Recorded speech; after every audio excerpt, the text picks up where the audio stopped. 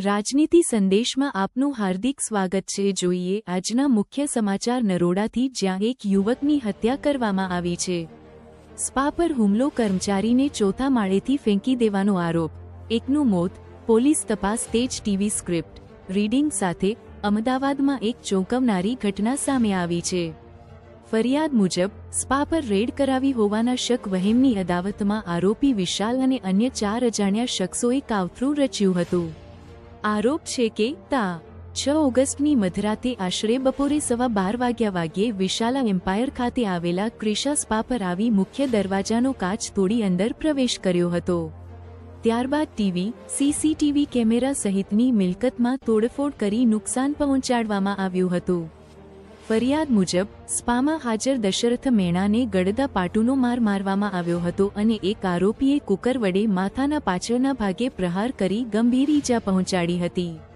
આગળના આરોપ મુજબ 2 આરોપીઓએ દશરથ મેણાને સ્પાની પાછળની બારીમાંથી ચોથા માળેથી નીચે ફેંકી દીધા હતા, જેના કારણે તેમનું મૃત્યુ થયું હતું।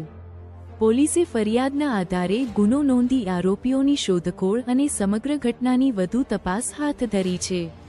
Story report by Vikramsinh Zala, Naroda, Ahmedabad. સમગ્ર જે ઘટના છે નરોડા પોલીસ સ્ટેશન વિસ્તારની છે, જ્યાં એસપી રિંગ રોડ ઉપર એક વિશાલા એમ્પાયર કરીને એક કોમ્પ્લેક્સ આવેલું છે। એની અંદર ક્રિશા સ્પા સેન્ટર આવેલું છે। એ સ્પા સેન્ટરની અંદર જે છે અત્યારનો સમગ્ર જે બનાવ છે બનવા પામેલો છે।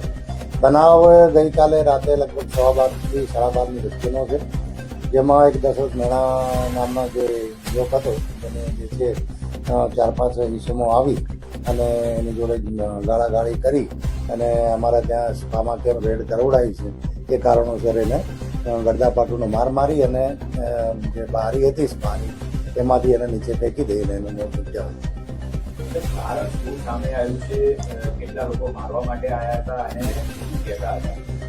સમગ્ર જે બનાવનું કારણ એવું છે કે ગઈકાલે ક્યાંક ઓઢવ વિસ્તારમાં સ્પાની અંદર કોઈ રેડ થઈ હશે પોલીસ દ્વારા।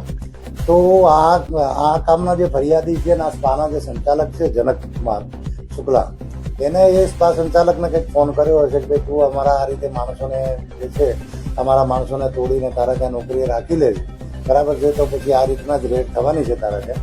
એને એટલે પેલાના મગજમાં એવું કે આ સ્પા માલિક જ એને ત્યાં રેડ કરાવ્યું એમ માની અને પહેલાં આ એકલો જે પેલા સ્પાનો માલિક હતો ઓઢવ વિસ્તારનો, એ પહેલાં 8 વાગે આવી અને આની જોડે કંઈક ગાળાગાળી ભીગાજોડી કરી જતો રહેલો અને ત્યારબાદ રાતે ફરીવાર આ લોકો 4-5 જણા ભેગા થઈ અને સ્પા ઉપર આવેલા અને આ માથાકૂટ કરી અને આઈસમનું મોત નીપજાયું। એમાં મર્ડરની કલમ હેઠળ જે છે સમગ્ર જે બનાવ છે આખો એમાં દાખલ કરવામાં આવેલું છે અને 5 જે ઇસમો છે 5 ઇસમો વિરુદ્ધમાં આ કેસ સમગ્ર કરી છે।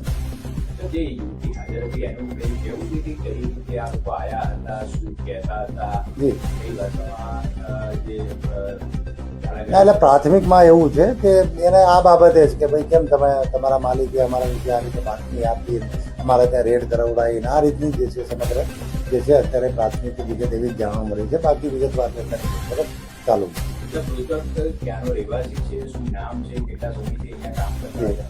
મૃતક દશરથ મેણા કરીને છે, જે છેલ્લા 1 મહિનાથી અહીંયા આગળ જે છે કામ કરવા માટે આ સ્પામાં આવેલો।